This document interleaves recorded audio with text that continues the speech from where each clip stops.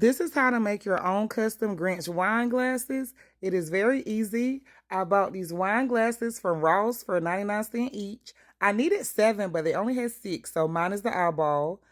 Now, these decals are Grinch decals. I got them from Amazon for like $5 or $6. They're like stickers, so I stuck them right on the glass. This is painter's tape. I use painter's tape at the bottom just to make the glitter lines even.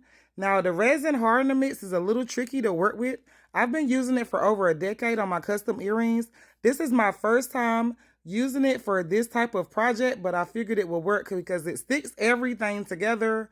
It gets hard, thick, and glossy. So I rubbed it all around the bottom of the glass.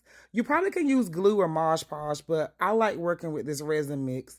I used a bucket because glitter makes a mess and it wasn't going to happen on my counter. So I just shook the red glitter I got from Walmart for like $2 or $3. I used red because of the season and just shook it at the bottom and set them down on the counter. Now I'm going to peel the painter's tape off of the glass. Like I said, that just made the glitter line even. It is very, very easy to do.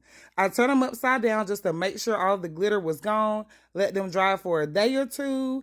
This is the finished product. And of course, everyone took their wine glasses home as a gift from me. If you're having a Christmas party or a get together, try it out.